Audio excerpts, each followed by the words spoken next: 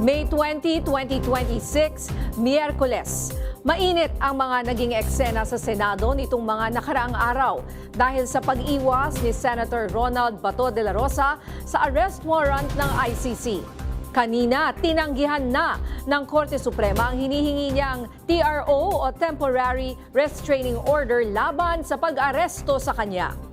Kasama niyo pa rin kami sa mga kwento ng bayan at lakas ng masa. Ako si Nina Corpus. Bawat komento, puso ng bayan, importante yan sa amin. Bawat issue, dadaanan natin yan. Kaagapan nyo kami sa mga usaping hindi dapat palampasin. Live tayo sa DZMM Radio Patrol sa Istrenta at lahat ng FMR station sa buong Pilipinas. Gayon din sa Signal TV Channel 31. Sa ngalan ni Jack Batallones, ako si Christian Bascones. Ito ang Arangkada Balita. Hiling na temporary restraining order ni Senator Ronald Bato de la Rosa, tinanggihan ng Supreme Court. Paglabas ng magkasama ni Senator Robin Padilla at Senator Bato mula sa Senado, sa pool sa CCTV. DOJ nanindigan na palalawakin pa ang gagawing investigasyon sa Senate shooting incident noong nakaraang linggo. Ilang mambabatas mula sa Mindanao, kabilang sa prosecution panel na tututok sa impeachment trial ni VP Sara Duterte. At panukalang batas na nakatutok sa pagprotekta ng yamang dagat ng Pilipinas habang pinapalago ang ekonomiya. Nakapila na sa Senado. Tinanggihan ng Korte Suprema ang hiling ni Senator Ronald Bato de la Rosa na magpalabas ng Temporary Restraining Order o TRO laban sa pag-aresto sa kanya dahil sa arrest warrant mula sa International Criminal Court. Sa botong 951, nagdesisyon ang SC en banc na tanggihan ang petisyon ni de la Rosa. Nauna nang hiniling ng senador na pigilan ang mga ahensya ng gobyerno sa pag-aresto sa kanya batay sa ICC warrant, Interpol Red Notice o iba pang foreign judicial instrument nang walang Philippine judicial warrant. Nilinaw naman ng Supreme Court na ang desisyon ay para lamang sa interim relief at hindi pa final na resolusyon sa pangunahing kaso. Ang buong resolusyon at mga hiwalay na opinyon ng mga mahistrado ay ilalabas sa Mayo 25. Kasunod ng pagbasura ng Korte Suprema sa hiling na temporary restraining order ni Senator Bato de la Rosa, paano na ang magiging pagkilos ng National Bureau of Investigation? Makakausap natin sa linya ng telepono si JM Pineda. JM. Yes, Nina, sa ngayon nga ay wala pang kalinawan kung ang NBI ba ang mag-implementa ng arrest warrant laban kay Senator Bato de la Rosa. Matapos ngang ibasura ng Korte Suprema ang hiling nitong TRO sa warrant of arrest mula sa ICC. Nilinaw ng National Bureau of Investigation na kailangan muna nilang basahin at tignan ang naging desisyon ng Korte Suprema. May iba ba daw kasing saklaw ang TRO na hinihiling ng kampo ni Bato, pati na ang mga motion nito. At base sa nilabas na pahayag ng SC, ang interim relief lang na hiling ng kampo ni Senator Bato ang binasura nila. Tumanggi naman ang NBI na magkomento kung magkakaroon sila ng manhunt operation, pero tiniyak na sila ay alerto at handa sa mga posibleng mangyari. Hawak na rin pa rin daw nila yung kopya ng arrest warrant pero wala pang opisyal na desisyon patungkol sa pag-aresto sa nagtatagong senador. At yan muna latest. Ako si JM Pineda ng PRTV News, nagseserbisyo para sa Pilipino. So JM, wala na munang ikikilos ngayon ang NBI. Kahit na tinanggihan itong TRO ng Korte Suprema. Yes, Nina, sa ngayon yan yung malinaw na desisyon ng NBI dahil inihintay pa daw nila yung kung ano pa yung magiging galaw ng iba pang enforcement agencies dahil sa ngayon nga ay umiiwas pa sila magkomento, titignan pa daw nila kung ano pa yung mga magiging solusyon pagdating dito sa pag-enforce nitong arrest warrant. Kanina nung tinanong natin si Attorney Matibag ay tumanggi siya magkomento dahil nga hindi pa talaga niya totally nakikita dahil hindi pa rin na-upload yung pinaka-resolution na sinabi ng Korte Suprema kanina. Ninya. Maraming salamat, JM Pineda. Samantala, binigyang diin ng Malacanang na maituturing na valid ang arrest warrant ng ICC laban kay Senator Bato de la Rosa. Ito'y matapos ang ginawang pagbasura ng Korte Suprema sa petisyon ni De La Rosa para sa TRO na layong pigilan ang mga pag-aresto sa kanya sa kabila ng ICC warrant.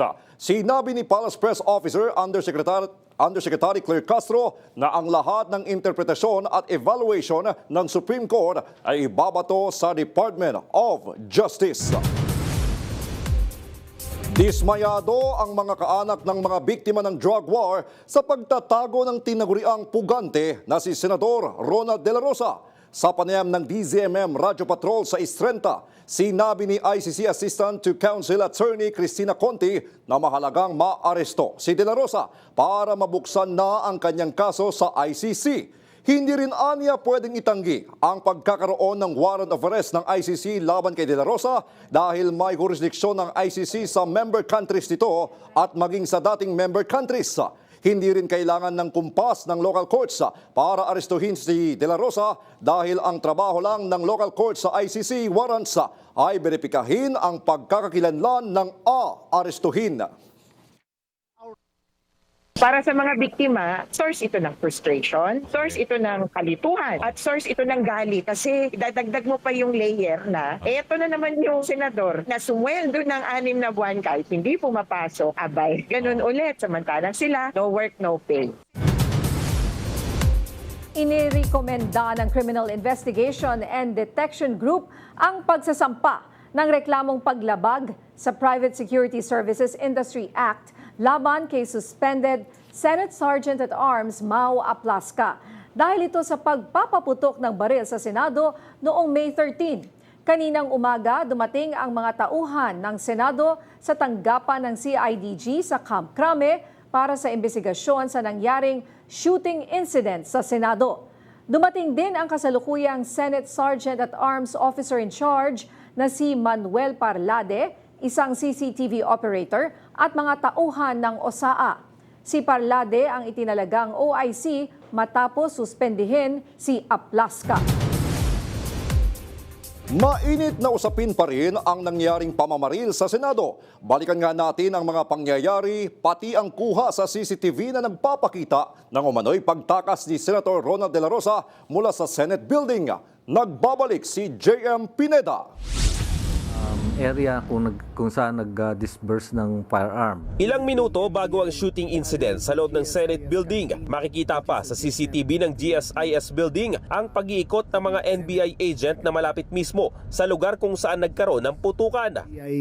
This is the GSIS canteen, which is adjacent to the Senate second floor. Nagkaroon pa ng koordinasyon ng NBI sa ginagawang pinto na katabi ng Senate Building. Dito rin narinig ng mga miyembro ng media ang tunog ng drilling sa pinto. Bandang 7:46 PM hanggang 7:49 PM ay nakipag-usap pa ang grupo ni Suspended Senate Sergeant at Arms Mau Aplasca at kita pa na binuksan nito ang pintuan kung saan nakapwesto ang isang NBI agent. There, stop. You could see that suddenly the reactions of the Marines were in ready position. We assumed that this is the first time shots were fired by General Aplasca. Matapos niyan ay namatay ang ilaw sa hallway pero makikita na may mga pumuputok na baril sa gilid. Lumayo pa ng kaunti si Aplasca sa pintuan. Maya-maya nagpaputok ulit to papunta sa bintana. Then he came back. Aplasca pointed the gun towards the window and tried to discharge the firearm. However, the gun jammed. He tried again, the gun jammed, and then his aide fixed the gun for him, after which he discharged the firearm again. Mind you, there was nobody there. There was no shots being fired at them.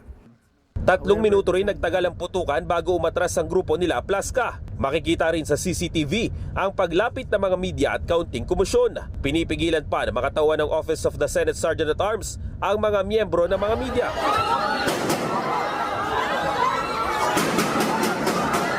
Karamihan ng mga media members nakalabas rin sa Senate Building pero may mga naiwan rin sa loob. Bago mag alas 9, pinalabas rin ang ilang mga na-hold na media. Lagpas alas 9 ng gabi nang pumasok ang PNP para silipin ang lugar kung saan nagkaputukan. Bandang 10:30 PM naman nang dumating ang mga tauhan ng SOCO at pinasok ang loob ng Senate building.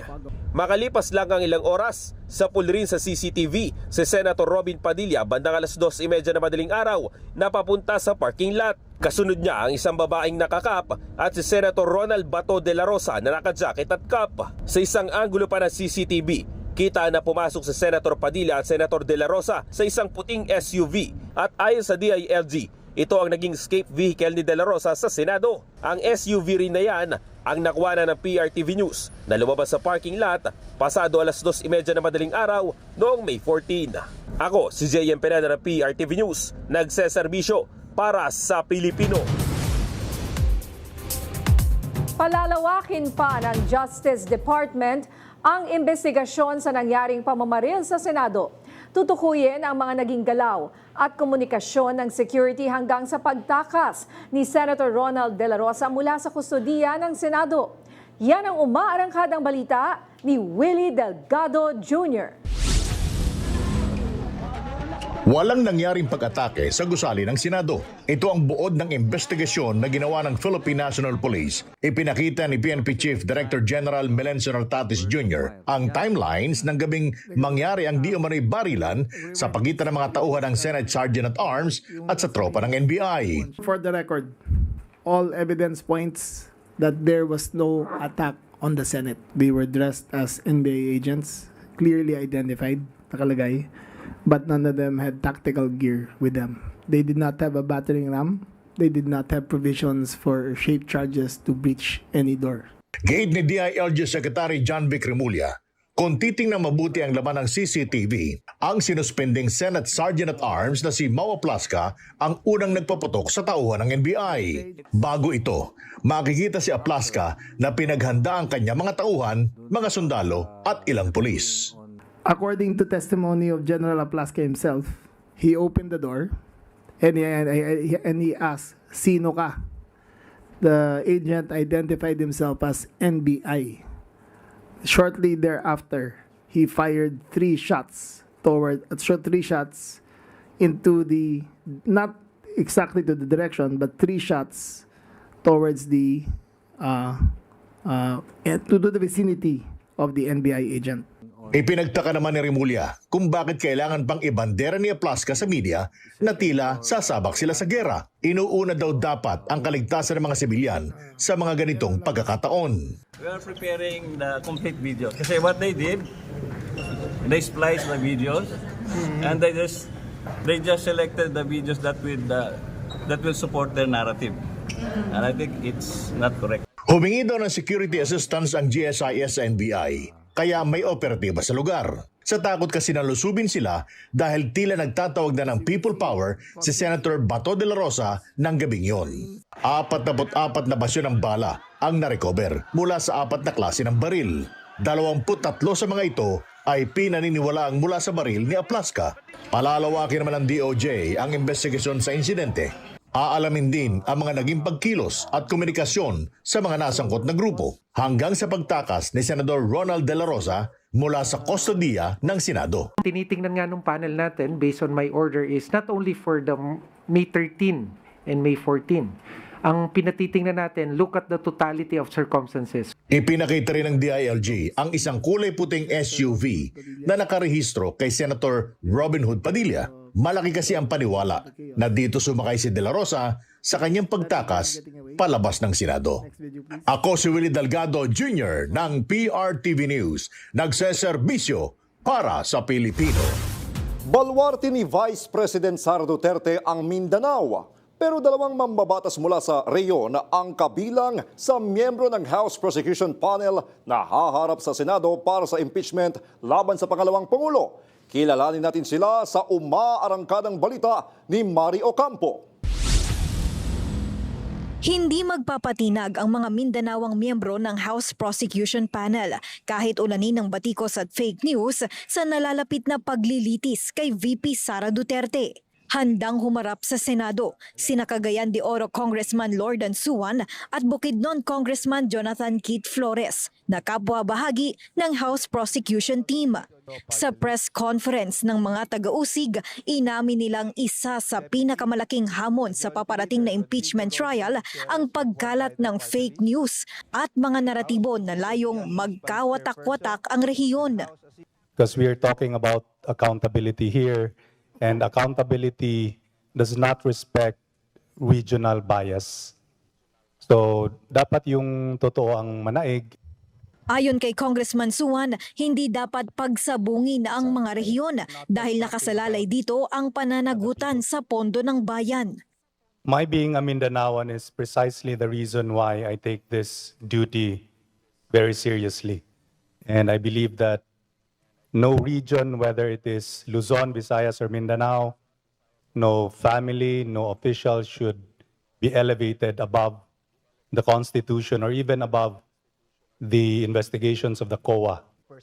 Samantala, si Flores na nag-abstain sa House vote noong isulong ang impeachment ay nagsabing hindi niya maipagkakaila ang bigat ng mga ebidensyang nailatag sa mga pagdinig ng House Committee on Justice. Aminado siyang may mga kababayan siyang Mindanaoan na sumusuporta sa Vice-Presidente. Pero hindi ito ang naging matimbang para talikuran ang kanilang constitutional duty. Mahalagang masunod ang proseso at maiharap ang mga ebidensya sa Senado. For me, parang it's easy. It's an easy decision. No? Na I'm taking on the role because not only was I elected, but because I also saw what was presented before the Committee on Justice. Handa ang mga taga-usig sa anumang kahihinatnan ng kanilang pagganap sa tungkulin sa kanilang political career. Ang mahalagaan nila, hindi ito labang personal o ng rehiyon, kundi isang mandato mula sa konstitusyon at obligasyon sa taong bayan. Ako, si Mari Ocampo ng PRTV News, nagseserbisyo para sa Pilipino.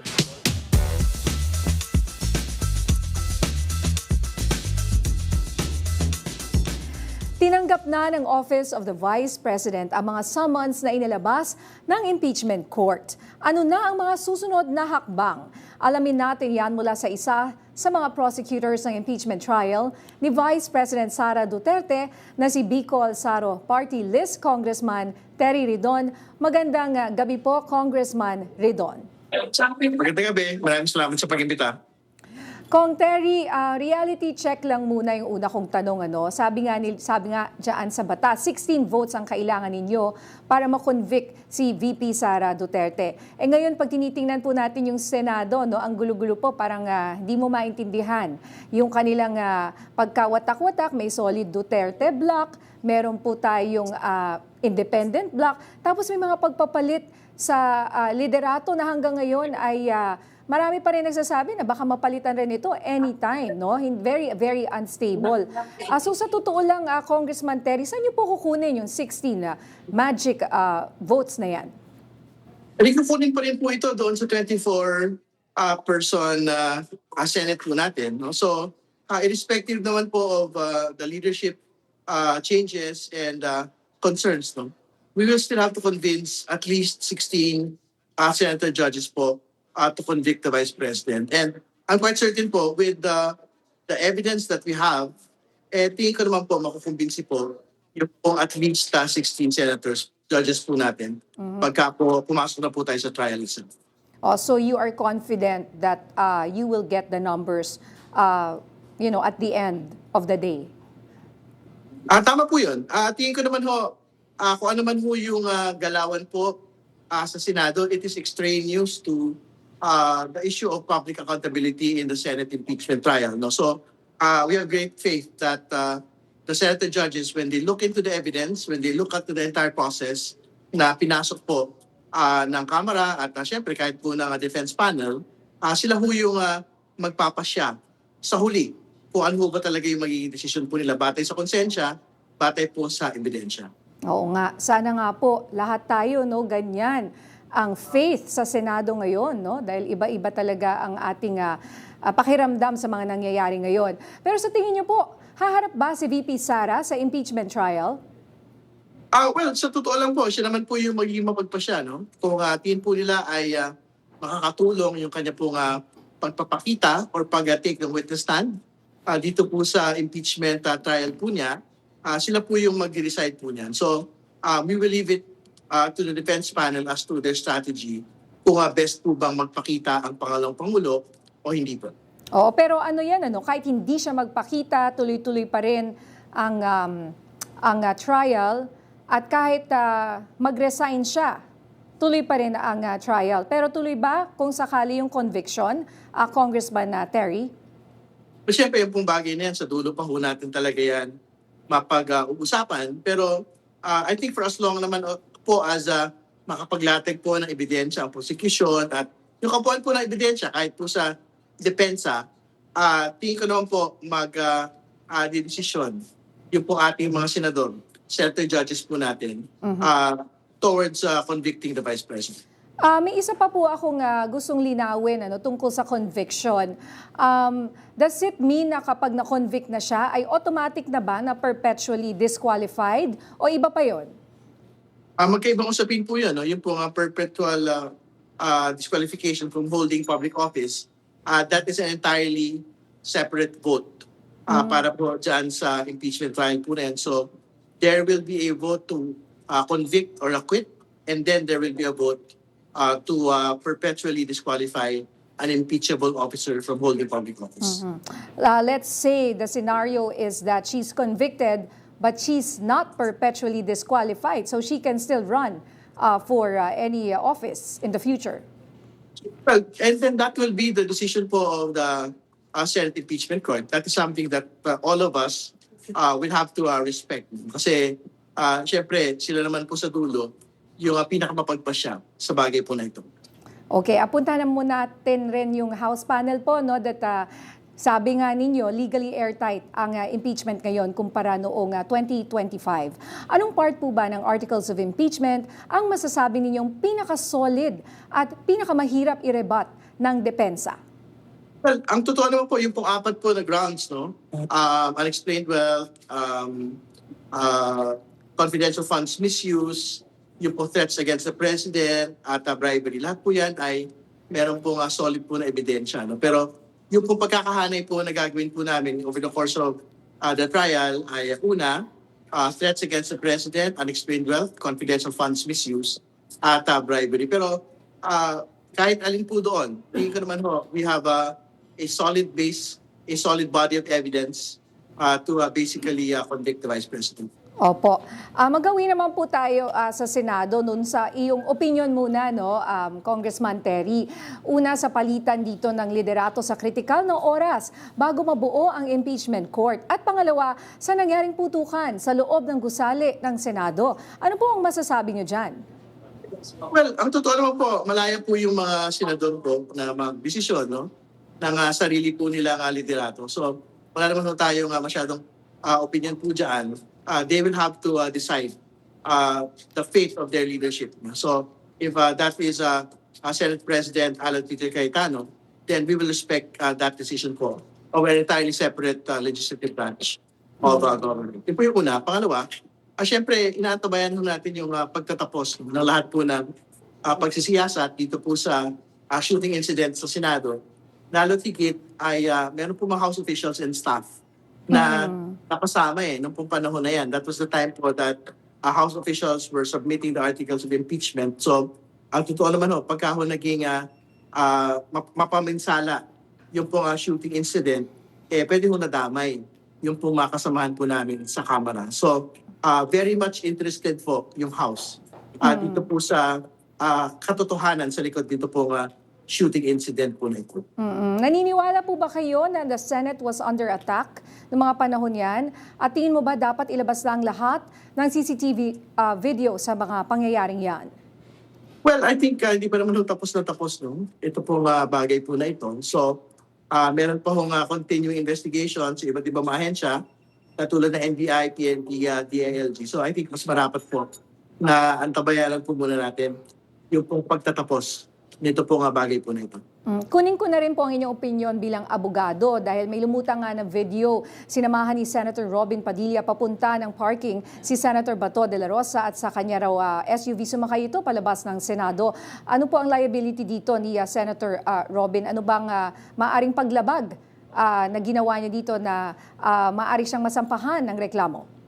No, we will leave it to law enforcement, no? Kung ano yung pagtingin po nila dito sa bagay po na ito.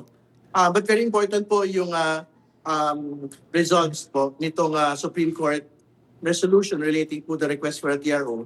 I think that should put to rest kung dapat po bang kumilos na o hindi. Ito po mga law enforcement po natin on arresting and effecting an international warrant against Senator De La Rosa. No? So, yung po OSG position po, so Solicitor General position, ay wala ho dapat impediment doon po sa enforcing this particular international warrant. And that should serve as a signal already to the PNP, to the NBI, dito po sa pagpapatupad ito pong warrant of arrest against Senator De La Rosa. Okay, balikan ko uli yung impeachment. Last two questions, Congressman Terry. Sa tingin niyo ba, mas madaling makuha ang boto ng mga senador pagdating sa pera or unexplained wealth kumpara po dun sa mga political charges like grave threats dahil ang numero sa bangko ay walang kinikilingang partido? Well, ang totoo naman ho. Well, firstly, papasok na ho yan sa merits ng kaso. No? So, that is within the sub judice rule. Pero ang confidence naman po namin, particularly within the House Committee on Justice Proceedings, lahat naman po ng mga naging batayan no, ay mabibigat na mga ebidensya. At tingin ko naman po as soon as we go into trial, that is something that we can most definitely po prove before the Senate Impeachment Court. So we expect na bubuksan na yung mga bank accounts no, ng VP dito sa trial na ito kasi nakita natin na sa hearing parang ano lang yun mga patse-patse no. Ito po ba ay maaari na mabuksan yung kanyang mga accounts at makikita na ng publiko? Well, yan po yung isa doon sa mga tunguhin ng po trial itself. Kasi sa isang impeachment trial lang po namin pwedeng mabuksan po yung bank accounts, no? Nung po mag-asawang Duterte Carpio. So I think that is something that we will pursue during the course of pre-trial and trial proper itself. Bukod pa po dyan doon sa pagpipinal kung i-unseal ba namin yung po BIR box relating to the tax documents of the Duterte Carpio company. And last question po, does the leadership of Speaker Cayetano make your job harder or easier to get those 16 votes? What do you think? Ang totoo naman ho, we can work with, of course, Senate President Alan Peter Cayetano. Lalo tigit, siya naman ho yung nag-deliver nito pong commitment to convene the Senate Impeachment Court. He had delivered it in the last couple of days. Meron na pong summons on the Vice President today. At masaya ho kami, sa totoo lang. And we are raring to present evidence in the soonest time. Pagka ho, lumapag na ho tayo to trial maybe around the middle of June po. Alright. Maraming salamat, Bicol Saro Congressman Terry Ridon. Maraming salamat. Magandang gabi. Umuusad na ang panukalang batas na magbabalangkas ng malinaw na sistema sa pagprotekta sa yamang dagat ng Pilipinas habang pinalalago ang ekonomiya. Yan ang umaarangkadang balita ni Naomi Tiburcio. Nakapila na sa Senado ang panukalang batas mula sa mababang kapulungan na lilikha ng sistema para sa sustainable at responsableng paggamit ng yamang dagat sa bansa. Ito ang House Bill No. 6762 o ang Blue Economy Act na pinagsamang panukala ni na former House Speaker Martin Romualdez, Representative Yeda Romualdez, Representative Andrew Julian Romualdez, Representative Jude Isidre at iba pang mambabatas. Isa itong gabay kung paano gamitin ang ocean resources gaya ng pangingisda, turismo at shipping. Sa paraang poprotekta pa rin sa marine ecosystem at mapapalago ang ekonomiya. Ipinaliwanag ito ng isa sa may akda ng batas sa PRTV News. Marami pang aspeto ng blue economy ang gusto natin i-explore, which at this point, medyo hiwa-hiwalay. Nagkakawatak-watak ang polisiya natin. So pag meron na tayong mas buo at pulidong economic framework, para sa blue economy is magiging madali ho na mabigyan ng mas marami pang options sa pangkabuhayan ang mga komunidad na nakadepende po sa ating karagatan. Sa ilalim ng panukala, may tinatawag ding blue financing na pupondo sa sustainable fishing, marine conservation, coastal protection at iba pa. Kasama sa makikinabang ang mga mangingisda sa bansa na pupondohan para magkaroon ng modernong kagamitan. Pero ang gusto ko natin is kahit dun sa commercial fishing areas ay magkaroon din ng competitive advantage ang ating mga mangingisda. Diba? Hindi naman pwedeng hanggang dyan lang sila. Kung paano natin sila matutulungan, ay sinisigurado natin na yung mga, lalong-lalo na yung mga nasa laylayan nating mangingisda ay talagang mabibigyan ng pagkakataon na umangat din sa kanilang buhay.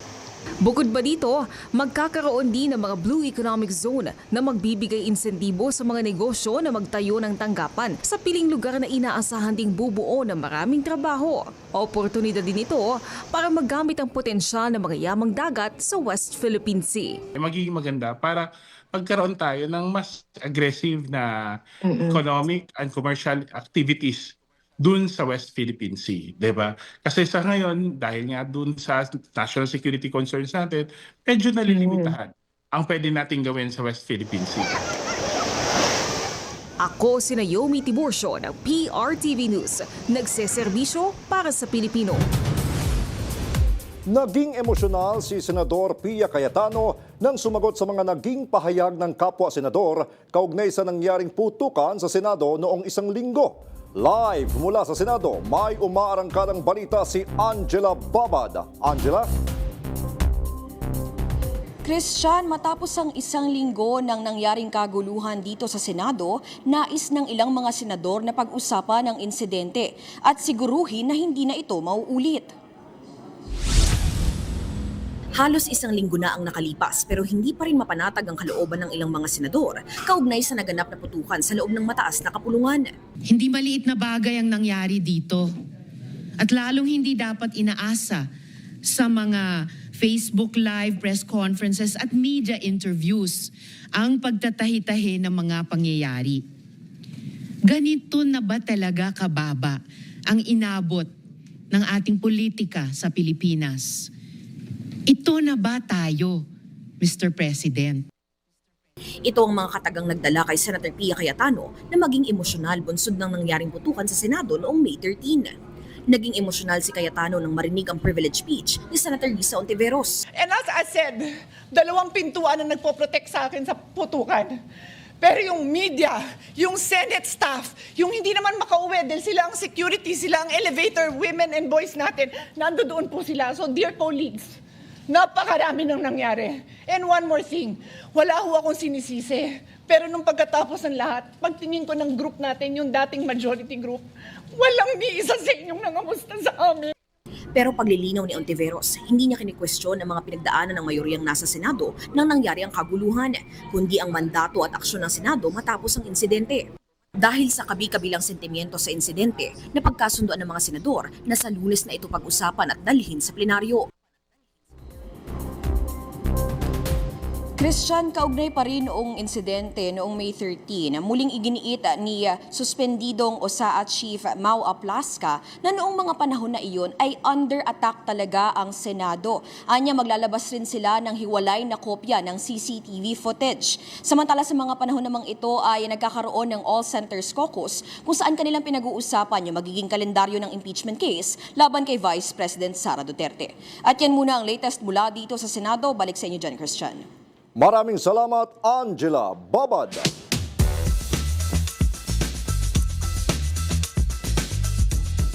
Pag-usapan naman natin ang mga latest developments ngayong araw. Makakausap natin si Professor Paulo Tamase ng University of the Philippines College of Law. Magandang gabi po, Professor Tamase. Magandang gabi din sa inyo, Ninya, at sa inyo mga taga-subaybay.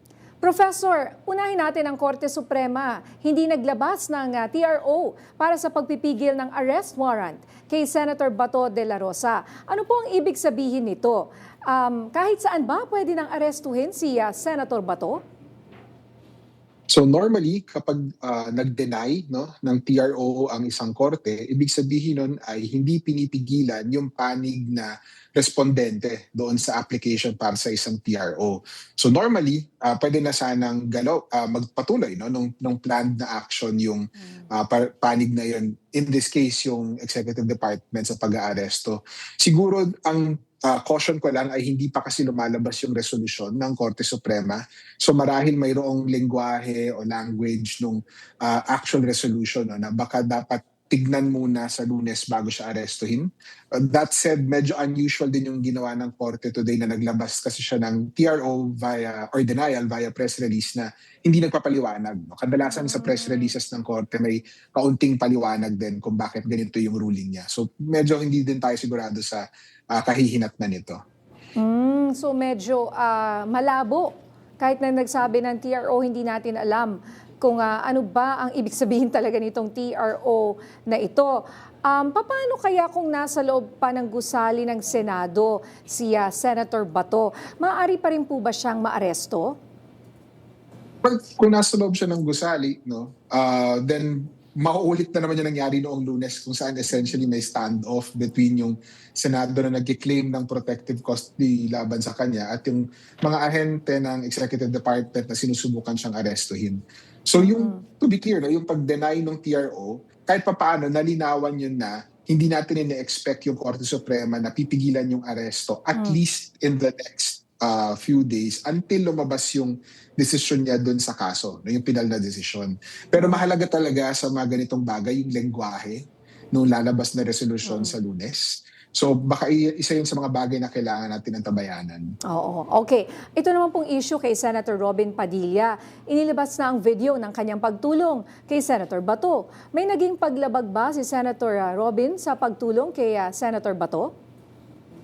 Uunahin ko na pong sabihin na disappointing yung nangyari na iyon. I think ang expectation natin sa ating mga senador ay hindi magpipigil ng enforcement ng isang warrant or mga criminal na proseso. Ngunit hindi dahil disappointing o hindi desirable yung nangyari ay criminal siya kaagad. So ang tanong kasi kadalasan ay mayroon bang obstruction of justice? At bagaman mayroon sigurong kaso na pwedeng ibuo yung DOJ laban dito o yung appropriate na opisina laban dito, nauunawaan ko rin na madaming potentially na depensa si Senator Robin kung in case makasuhan to. Hindi ganun kalinaw doon sa batas na iyon kung nag-a-apply siya sa mga international crimes or mga krimen na nangyayari sa or nasasakdal sa international court. And therefore, hindi ibig sabihin na na hindi siya kriminal ay hindi naman masama yung nangyari. It's just that hindi natin siya, baka hindi lang siya mag-prosper sa ating mga korte. So hindi siya kasi may naririnig tayo, sinabi, obstruction of justice, harboring a fugitive. So hindi natin siya pwedeng kasuhan ng ganon? I think sa PD 1829, pwede naman siguro hindi lang ganun kalinaw yung kaso. So depende yan sa ebidensya na maipapakita ng mga partido at doon sa legal arguments na may lalahad nila sa korte. Dahil nga mayroong vagueness ng kakaunti doon sa lengguwahe ng PD 1829. Siguro maganda din banggitin na mayroong obstruction of justice na provision din sa Rome Statute. So, pero yung issue na yun kasi ay para sa ICC mismo or sa kanila i-litigate yung kaso na yun at hindi sa mga korte natin. So, pwede palang walang pananagutan si Senator Robin. Pwede niyang malusutan o madepensahan ang kanyang sarili sa nangyaring sinasabi ng ibang pagtulong niya sa pag-alis ni Senator Bato. Hindi naman po siguro walang pananagutan, wala pa siguro kriminal na pananagutan. Sinasabi ko lang po na may posibilidad talaga na makahain siya ng depensa para rito. Pero ultimately, dahil senador siya, dapat yung mga botante o tayo mismo, nag-iisip din tayo kung dapat ba ang mga binoboto natin or gusto ba natin ay yung mga binoboto nating senador ay tumutulong sa mga pag-escape na ganito. Tama ho ba yung ginawa ng ating senador na binoto? So yun po ibang klaseng pananagutan din naman yun. And I think pagdating dito kasi sa mga matataas nating opisyal, doon tayo mismo nagkukulang. Kadalasan naghahanap tayo ng solusyon sa korte. Pero madami actually pamamaraan upang mapanagot pa rin sila. Totoo po ba yung nabanggit nyo kanina or kamakailan sa isang forum na technically pwedeng payagan ng internal rules ng Senado ang participation via video or Zoom? For example, ni Senator Bato. So, pwede siyang bumoto, pero what if now he is considered a fugitive? Sinasabi na pugante siya. Ano yun? Kahit sabihin natin technically pwede, pero pugante siya, paano po yun? So, dalawang pabilis ko siguro na bagay. No? Una, yung pamamaraan ng pagboto at pakikilahok sa mga proceedings sa Senado ay ultimately call ng Senado mismo. Bilang sila mismo ang gumagawa ng kanilang internal rules o yung internal nila na palatuntunan. Ngunit, importante din siguro alalahanin na sa impeachment kasi may pagkasagrado yung ginagawa ng mga senador. For one, no, hinihingi po silang o nire-require silang sumumpa ng ikalawang beses sa impeachment, no? Aside pa dun sa panunumpa nila na ginawa nila nung naging senador sila. So parang ang question sa saligang batas ay mas solemn itong gawain na ito. So dapat pag-aralan ng mabuti ng Senado kung kaya ba nila i-maintain yung solemnidad ng proseso kung via online lang ang participation or pagboto ng isang senador. Pangalawa po, hindi pa rin po kasi nanunumpa si Senator Bato at this point. So whether fugitive po siya or hindi, technically baka hindi po siya pwede mag-participate sa impeachment trial hanggang makanumpa po siya ng maayos. Okay, and last question po. Paano kaya natin mape-prevent ang isang scenario kung saan itong mga co-equal branches of government, let's say the House, the Senate, the Supreme Court, end up in a, for example, massive deadlock or constitutional crisis dahil sa magkakaibang interpretasyon sa batas? So sa ating sistema po, ang final word naman po talaga ay ang Korte Suprema. No? Hindi po ibig sabihin nun na ang Korte Suprema ang pinakamahalagang sangay ng pamahalaan o pinakamakapangyarihan.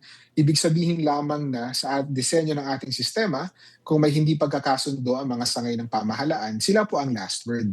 But that said, no, minsan hindi din satisfied yung ibang branches of government sa ginagawa ng Korte Suprema. Nakita natin yan especially in the last few years. So ang pinaka-importante po para sa ating mga sangay ay isipin muna kung ano po ba yung makabubuti doon sa larger na sistema imbis po na nag-a-assert po lagi ng kanilang kapangyarihan. No? Yung statesmanship po na yon, alam ko po parang palabok lang minsan na ginagamit. Pero actually seryoso po talaga na duty yun sa mga sangay. Pangalawa po, mahalaga po lagi sa ating mamamayan at mga institusyon ng diagonal accountability, mga media, mga paaralan na makilahok pa rin sa mga public na usapan. Kasi kung nakikita po natin yung last 2 weeks, mula doon sa kaguluhan last week hanggang sa kaayusan, relatively nitong linggo na ito, mukhang nakikinig po yung mga sangay natin sa ating mamamayan. Alright, maraming salamat, Professor Paulo Tamase ng University of the Philippines College of Law. Inaprubahan na sa ikatlo at huling pagbasa sa Kamara ang panukalang batas na naglalayong gawing kuryente o fuel ang mga basura sa bansa. Ang House Bill 6683 o Waste Treatment Technology Act na inihain ni Leyte 1st District Representative Martin Romualdez ay nagtataguyod ng mga makabagong paraan ng pagpoproseso ng basura. Ito ay para matugunan ang lumalalang suliranin ng solid waste habang nakakalikha ng enerhiya. Sa ilalim ng panukala, gagamit ng waste-to-energy technology na magko-convert ng basura sa kuryente o alternatibong panggatong. Mayroon din itong mga mekanismo para masigurong ligtas ang operasyon sa kalikasan, kabilang ang paggamit ng mga sistema na susubaybay sa emissions. Maglalaan din ng suporta at mga incentive para sa mga lokal na pamahalaan para makapagtayo ng pasilidad para sa waste treatment.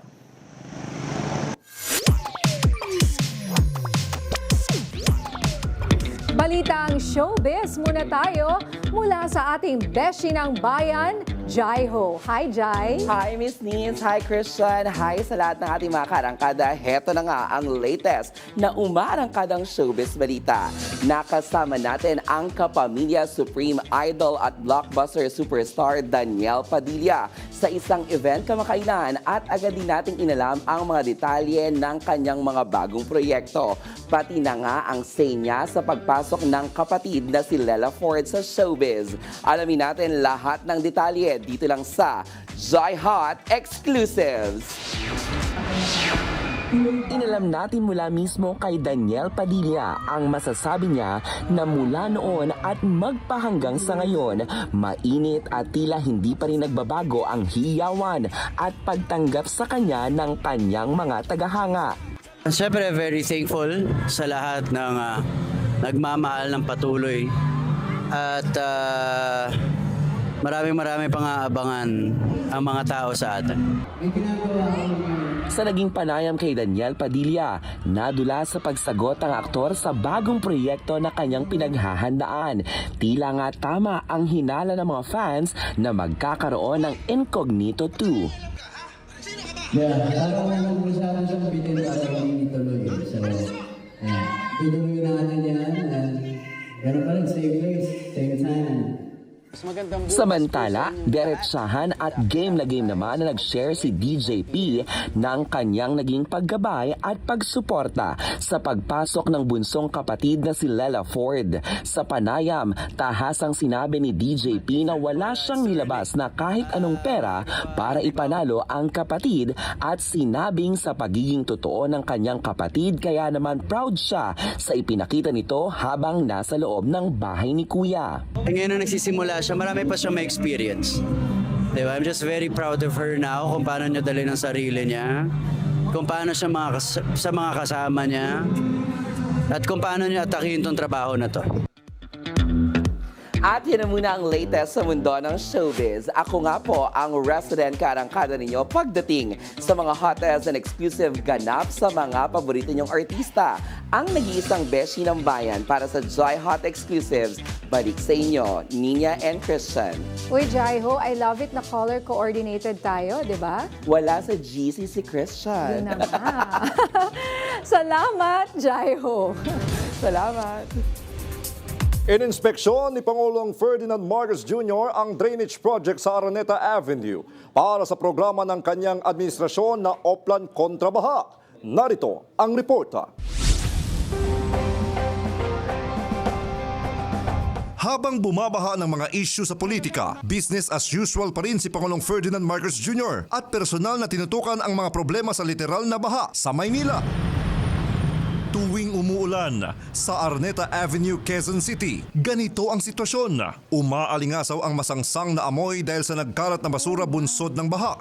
Kaya bilang paghahanda, mismo ang Pangulo ang nagsagawa ng inspeksyon sa ongoing drainage project. Bahagi ito ng programa ng kanyang administrasyon na Oplan kontra Baha. Dito sa lugar na ito, kung titignan ninyo ang terrain dito, malalim talaga dito. Kaya dito pumupunta lahat ng tubig.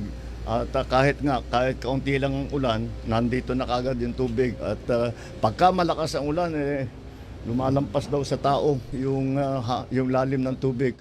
Kabilang sa proyekto ang paglilinis ng mga daluyan ng tubig, pagsasaayos ng mga drainage system at pag-upgrade ng pumping station upang mabawasan ang tsansa ng pagbaha sa Metro Manila at iba pang mga lugar na madalas bahain.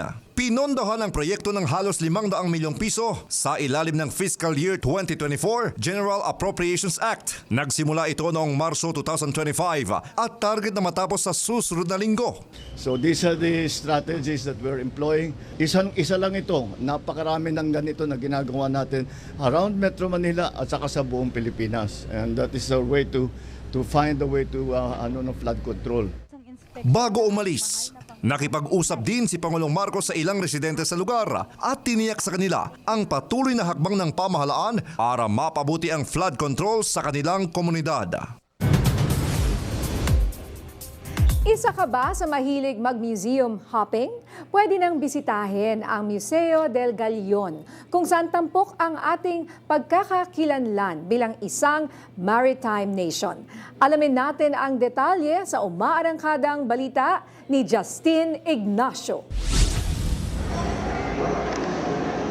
Real-life experience ang hatid ng museo na ito sa Mall of Asia sa Pasay City, ang Museo del Galion. Dito, tila babalik ka sa nakaraan para pasukin ang kasaysayan ng Manila-Acapulco Galleon Trade na nag-ugnay sa Asia, Amerika at Europa sa loob ng 250 years. Pero higit pa sa kalakalan, layo nitong ipakita na ang Pilipinas ay sentro ng globalisasyon noon pa man.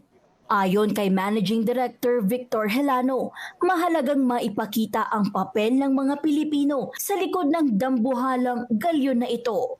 And many people see this history as very Spanish, but the truth is the Philippines was at the center of that because 80% of these ships were built in the Philippines and most of the crew sailing the ships were also Filipino. And we think that's an important story to tell.